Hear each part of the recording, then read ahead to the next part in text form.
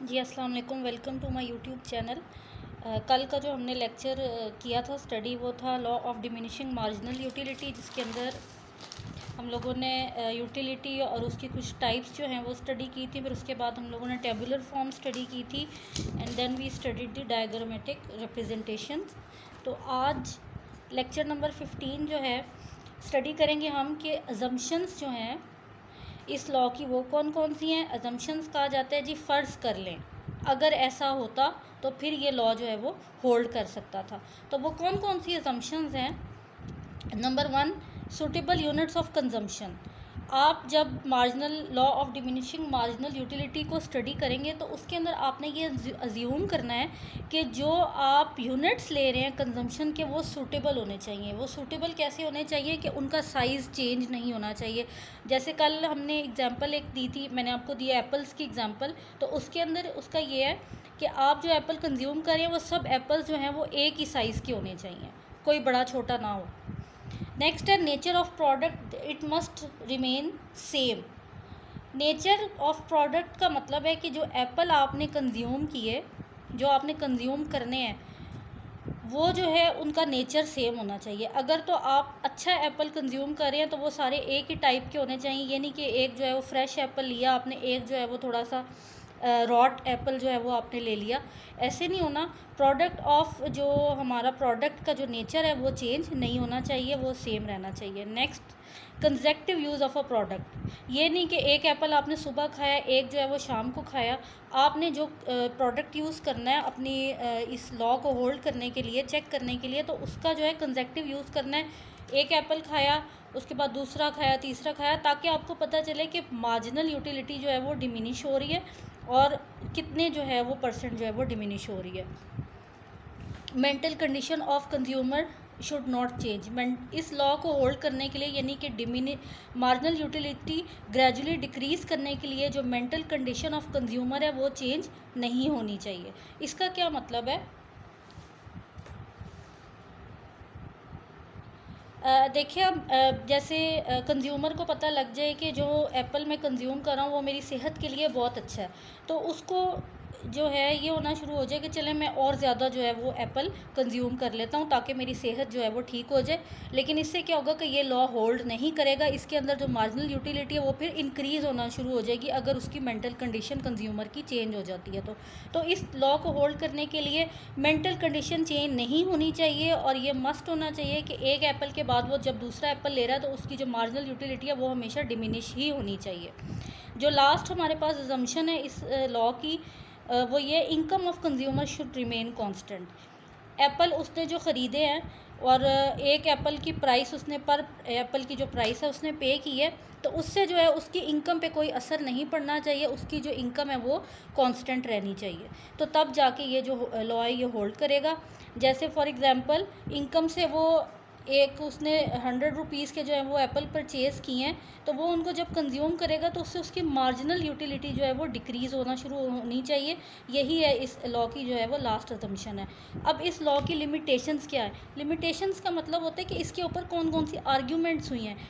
आपको अभी तक जो मैंने असम्पशंस पढ़ाई हैं उसमें आपको लगता है कि क्या वाकई इकॉनमी में ऐसे हो सकता है कि एक बंदा जो है वो एप्पल कंज्यूम कर रहा है और वो उसका एप्पल का नेचर ना चेंज हो या उसके यूनिट्स ना चेंज हो। तो इसी चीज़ के ऊपर जो है, वैसे तो law of diminishing marginal utility जो है ये यूनिवर्सल लॉ इसको कहा जाता है। इसके बाद कोई ऐसा लॉ नहीं आया जो इसको अपोज कर सके, लेकिन इसके ऊपर भी कुछ आर्ग्यूमेंट्स आई थी, कुछ लिमिटेशंस थी। सबसे पहले तो ये जो लिमिटेशन थी वो ये थी, नॉलेज थी, कि जूँ आपको एक चीज़ की नॉलेज होती जाती है कि आया वो आपके लिए फ़ायदेमंद है या नहीं, तो उसके नतीजे में मार्जिनल यूटिलिटी इंक्रीज़ होती जाती है।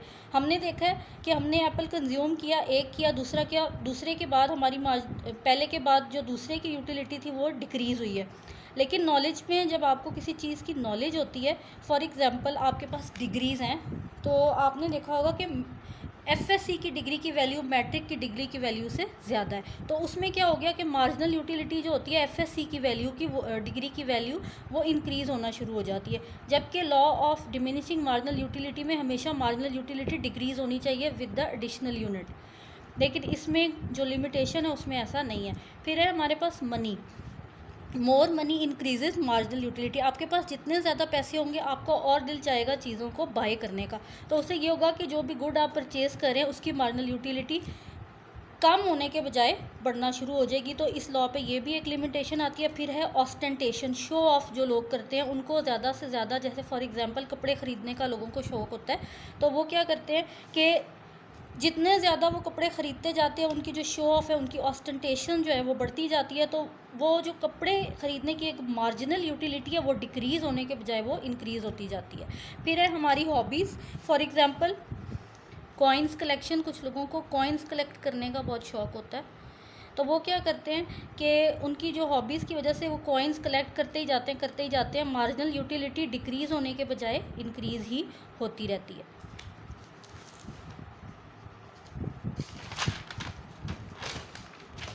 Next, increase in number. For example telephone की अगर हम बात करें तो एक इलाका है, ये मैंने एग्ज़ाम्पल आपको पहले भी दी थी कि एक इलाका है जहाँ पे टेलीफ़ोन की जो है वो डिमांड है, क्योंकि पॉपुलेशन बढ़ गई है, घर ज़्यादा हो गए हैं, तो अब टेलीफ़ोन की जो डिमांड है वो बढ़नी शुरू हो गई है। इससे क्या होगा कि marginal utility of telephone decrease, जितने ज़्यादा टेलीफोन आते जाएंगे मार्जिनल यूटिलिटी इंक्रीज़ होती जाएगी, लोगों की डिमांड बढ़ती जाएगी। तो ये जो है बजाय मार्जिनल यूटिलिटी डिक्रीज़ होने की क्या हो रही है, इंक्रीज़ हो रही है। तो इसका ये मतलब है कि ये जो लॉ है ये होल्ड नहीं कर रहा है यहाँ पे। फिर ड्रग्स हैं, अब आपको पता है ड्रग्स जो लोग लेते हैं, जितने ज़्यादा वो लोग ड्रग्स लेते हैं उनकी मार्जिनल यूटिलिटी, उनकी जो एक पॉइंट ऑफ सेटिस्फेक्शन है वो कभी भी सेटिस्फाई नहीं होते, बल्कि वो उनकी मार्जिनल यूटिलिटी, उनकी जो एक डिमांड है, एक वांट है, वो बढ़ती चली जाती है। तो ड्रग्स के केस में भी marginal utility instead of decreasing कभी भी डिक्रीज़ नहीं होती, बल्कि ये इंक्रीज़ होती रहती है। तो ये कुछ लिमिटेशंस थी, कुछ आर्ग्यूमेंट्स थी इस लॉ के ऊपर जो की गई थी। अब इस लॉ की ये एक यूनिवर्सल इंपॉर्टेंस है, एक प्रैक्टिकल इंपॉर्टेंस क्या है, गाइडेंस फॉर द कंज्यूमर्स।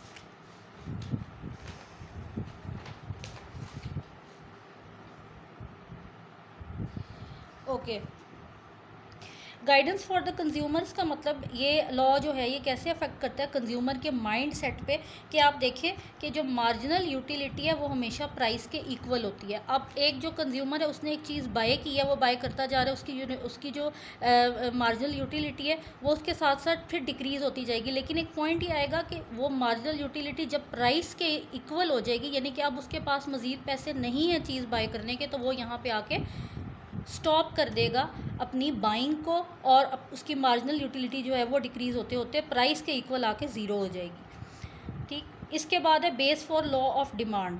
यहाँ पे ये लॉ ऑफ डिमांड भी जो है डिपेंड करता है हमारी मार्जिनल यूटिलिटी से, ही एक्सट्रैक्ट किया गया है। और इसका क्या मतलब है कि व्हेन प्राइस इंक्रीजेज, प्राइस जब इंक्रीज़ होगी तो हमारी जो क्वांटिटी डिमांड है हमारी वो हमेशा कम हो जाएगी। तो मार्जिनल यूटिलिटी का जो लॉ है वो भी इसके ऊपर अफेक्ट कर रहा है कि हमारी जो मार्जिनल यूटिलिटी है वो डिक्रीज़ हो रही है, क्वांटिटी डिमांडेड जो है वो मार्जिनल यूटिलिटी के इक्वली होती है।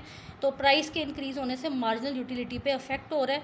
फिर the base for progressive taxation, progressive taxation क्या होती है कि फॉर एग्ज़ाम्पल अमीर जो हैं वो ज़्यादा टैक्स दें और जो पुअर लोग हैं उनकी इनकम के मुताबिक जो है उनके ऊपर टैक्स लगाया जाए। तो प्रोग्रेसिव टैक्सेशन को जो है ये बहुत ज़्यादा केटर कर रही है, बहुत ज़्यादा उसके लिए हेल्पफुल साबित हो रही है।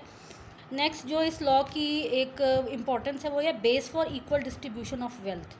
जो एलीट क्लास होती है उनके लिए जो उनकी वेल्थ है उसमें इतना इंक्रीज़ हो जाए उनको फ़र्क नहीं पड़ता। उनकी फॉर एग्ज़ाम्पल जब उनकी वेल्थ या उनकी इनकम जो है वो इंक्रीज़ हो रही है तो मार्जिनल यूटिलिटी जो है वो डिक्रीज़ हो रही है। इसका मतलब ये है कि उनको उनकी इनकम के इंक्रीज़ से उनका तो लिविंग स्टैंडर्ड पहले ही बहुत ज़्यादा जो है वो अप टू डेट होता है, तो मार्जिनल यूटिलिटी उनकी इससे डिक्रीज़ ही होती है, कभी भी इंक्रीज़ नहीं हुई। अब क्या करती है गवर्नमेंट के, उनको पता है कि जो अगर हम लोग फेयर डिस्ट्रीब्यूशन ऑफ वेल्थ करें, लोगों से जो एलीट क्लास है उनसे हम ज़्यादा से ज़्यादा टैक्सेस लें और वो हम आगे पुअर लोगों में जो है वो डिवाइड कर दें किसी भी सूरत में। जैसे आपने देखा होगा बेनज़ीर इनकम सपोर्ट प्रोग्राम है, डिफरेंट प्रोग्राम्स हैं, तो उसके थ्रू जो है वो उसको डिवाइड कर दिया जाए। तो यहाँ पे क्या होगा कि जो पुअर लोग हैं, for poor people marginal utility जो है वो इंक्रीज़ हो रही है, लेकिन for wealthy people marginal utility जो है वो किसकी डिक्रीज़ हो रही है, वेल्थ की और मनी की।